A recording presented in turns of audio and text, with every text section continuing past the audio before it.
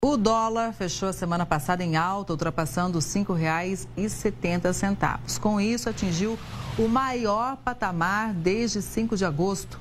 Hoje, a moeda norte-americana abriu o dia com volatilidade, sendo volátil, oscilando, ou seja, entre altas e baixas e dando início a uma semana agitada no mercado financeiro. Alguns dos motivos são o resultado das eleições municipais e também a expectativa pelo pacote de cortes prometido pelo ministro da Fazenda, Fernando Haddad. Mas hoje mantém ali a casa dos R$ 5,70. Para analisar esse cenário, a gente faz conexão com o economista e professor da Faculdade do Comércio, Rodrigo Simões. Boa tarde, professor. Seja sempre muito bem-vindo aqui ao Conexão Record News. Essa alta do dólar, que tipo de reflexo tem do cenário internacional? Explica para a gente, professor. Boa tarde mais uma vez. Boa tarde, Kelly, e boa tarde a toda a nossa audiência do Conexão Record News. Bom, sobre a movimentação do dólar, nós temos dois fatores. O cenário externo, referente fora do Brasil, e o cenário interno, que é o que a gente chama de cenário doméstico. No cenário externo, o que impacta esse valor do dólar, da moeda contra o real, eu separei aqui para a nossa audiência 4 principais pontos.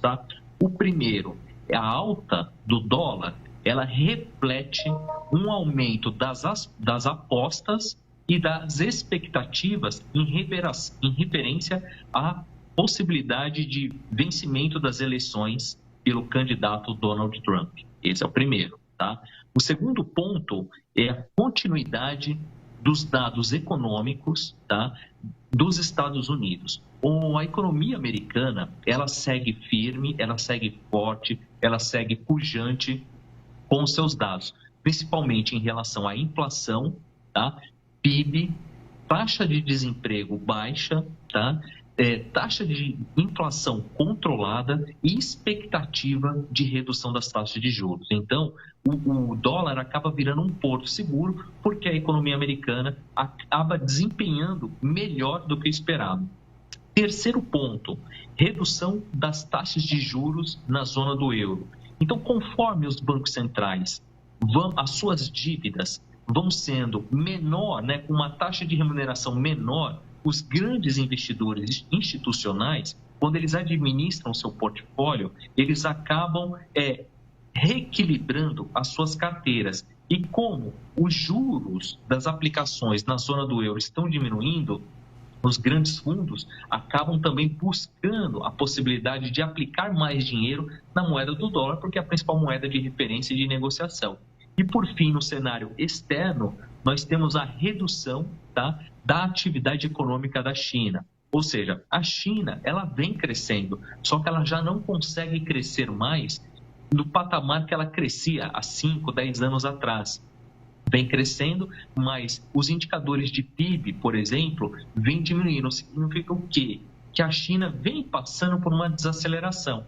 Então, quem vende para a China, quem exporta, quem tem comércio com a China, com essa possibilidade de ganhar menos dinheiro nessa transação, a pessoa, o investidor, o empresário, enfim, ele acaba tendo que reequilibrar. Ele fala, olha, se eu estiver ganhando menos dinheiro com a China agora, exportando produtos para ela, porque ela tem uma produção, um consumo menor, eu preciso compensar essa perda de lucros em algum outro investimento. E aí, mais uma vez, aparece o dólar como essa moeda de reserva global, como porto seguro. E no Brasil, segue aqui com a questão do arcabouço fiscal sobre o controle dos gastos fixos do governo, Antes da gente falar aqui mais da gente aqui no Brasil sobre como impacta na alta do dólar, vamos só esclarecer para quem acompanha aqui o Conexão, por que essa expectativa sobre o Trump voltar à Casa Branca gera um aumento da moeda americana por aqui? Bom, muito bem.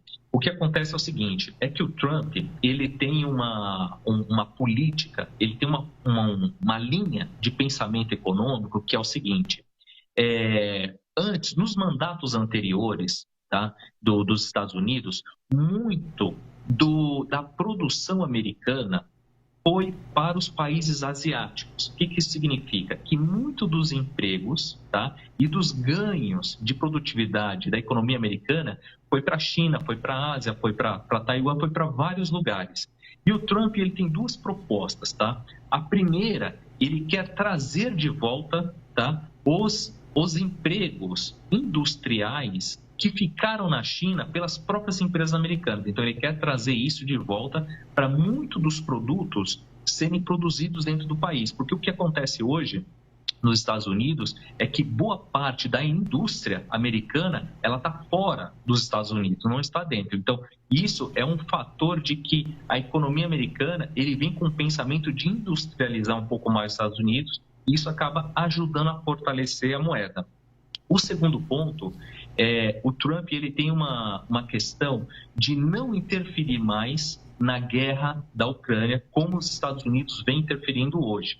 Ou seja, ele quer parar de enviar indiretamente equipamentos ou dinheiro nesse conflito apoiando a Ucrânia.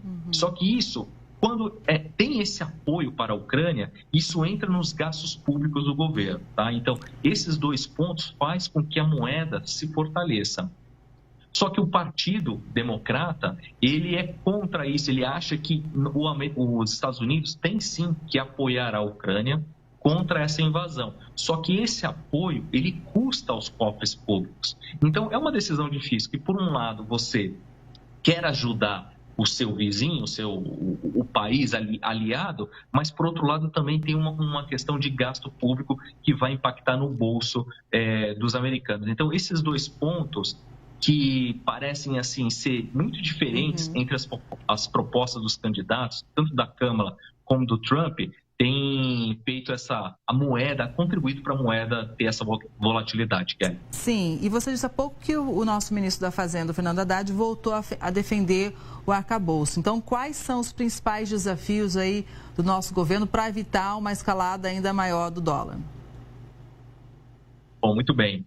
As despesas do governo, elas têm crescido numa velocidade maior do que a receita. E aí o governo Lula, junto com o ministro Fernando Haddad, ele tem tentado de todas as maneiras controlar o orçamento, controlar o caixa e buscar esse déficit zero, né? Ou pelo menos uma diferença ali muito baixa, de 0,25, no resultado primário. O que significa isso? Entre receitas e despesas do Brasil, tentar fechar o caixa, porque senão daqui uns 2, 3 anos, as despesas obrigatórias serão maiores do que a receita. E o que o ministro Fernando Haddad, junto com a sua equipe econômica e também com os técnicos do Banco Central, o que eles têm avaliado? Que tem alguns benefícios e despesas obrigatórias dentro do orçamento que precisam ser revistas. Essas despesas, elas impactam muito o orçamento, como seguro-desemprego, como o abono salarial, a questão do reajuste do salário mínimo, não só pela inflação, mas também como ganho real através do crescimento do PIB e também a questão de desvinculação dos benefícios previdenciários, né? Então, você tem lá uma série de benefícios que vai para a sociedade e que, conforme passa os anos, você acaba reajustando não só pela inflação, mas dando também ganho real. Hoje, como é que é feito? Você reajusta o salário mínimo, um exemplo, pela inflação do ano anterior, mais a variação do PIB de 2 anos antes. Sim. Quando você corrige pela inflação anterior, você já atualizou o salário, tá? Para que o trabalhador não perca esse poder de compra. Quando você coloca mais um ganho, tá, real acima da inflação, é como se você estivesse premiando a mais. Só que muitos economistas divergem porque esse ganho a mais ele deveria vir da produtividade, ou seja, pela melhor formação do trabalhador e pelos ganhos de produtividade na indústria, que é o que não acontece muito hoje. Então, o governo hoje está numa saia justa de como fazer essa receita para controlar o gasto, sendo que impacte de forma o menos prejudicial possível à população. Professor, tem um outro assunto de economia que a gente traz aqui no Conexão, que é justamente mudanças no Pix. Elas devem começar a valer essas novas regras já, né? E as mudanças feitas pelo Banco Central entram em vigor, na verdade, no dia 1º de novembro. O objetivo é dar mais segurança para quem usa o pagamento instantâneo. Entre as novidades está o limite para transações feitas de um novo dispositivo cadastrado, além de celulares e computadores não registrados no banco. E tem mudanças também para instituições financeiras. O objetivo, então, é mais segurança. Todo mundo hoje usa Pix, né? É uma ferramenta que veio para ficar. Exato, Kelly. O que acontece? Hoje nós temos uma população de 200 milhões de brasileiros e hoje, segundo os dados do Banco Central, nós temos mais de 800 milhões de chaves Pix cadastradas. Ali, essas chaves Pix são tanto de pessoas físicas como de pessoas jurídicas.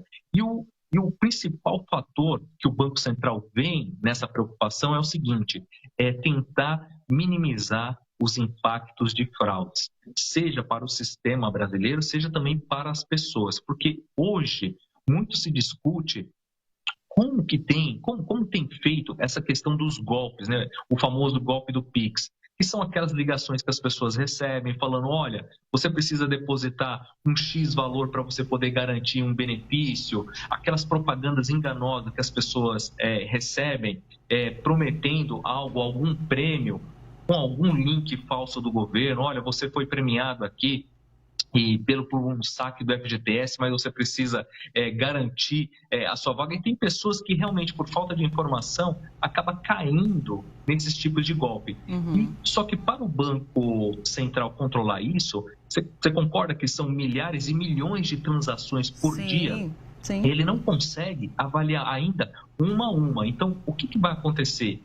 As pessoas que forem transacionar através do Pix, seja enviar dinheiro ou receber dinheiro, através dos celulares ou dos computadores, eles têm que ser cadastrados no Banco Central. Hoje, quando você abre uma conta em banco e que você tem uma conta corrente que você vai fazer um Pix, automaticamente nos sistemas do banco e do Banco Central, aquele código do IP do seu aparelho e do seu computador já vai para a Receita, né, para a Receita Federal, para o Banco Central e para o governo, e para o banco da instituição. Só que o que acontece? Tem pessoas que abrem diversas contas em nome de diversos laranjas em aparelhos falsos. E esses aparelhos, a pessoa ela vai desligando a chave Pix de um aparelho e vai ligando em outro. E cada vez mais fica difícil o rastreio, porque, por exemplo, principalmente a questão do crime organizado, porque tem pessoas que transacionam dinheiro de Pix, de produtos e serviços ilegais. Como é que você rastreia tudo? Às vezes são movimentações pequenas, mas ao longo do tempo elas somam grandes valores. Então o governo está querendo fechar cada vez mais essa porta. Então, por isso que ele entra com essa regra, fica um pouquinho mais difícil, mas é bom para a população ter o seu celular cadastrado e o seu computador cadastrado, e é só dali que sai o dinheiro, porque aí fica mais fácil de rastrear, principalmente, para onde foi o seu dinheiro, se o seu dinheiro foi motivo de algum golpe. Tem que aumentar a segurança cada vez mais, né? Porque depois de implantado o sistema, certamente os criminosos vão achar alguma brecha e aí, de novo, o governo tem que correr sempre atrás do prejuízo. Professor, muito obrigada, viu, pela análise. Foi muito bom te ouvir. Eu que agradeço a toda a nossa audiência e eu desejo uma ótima tarde a todos.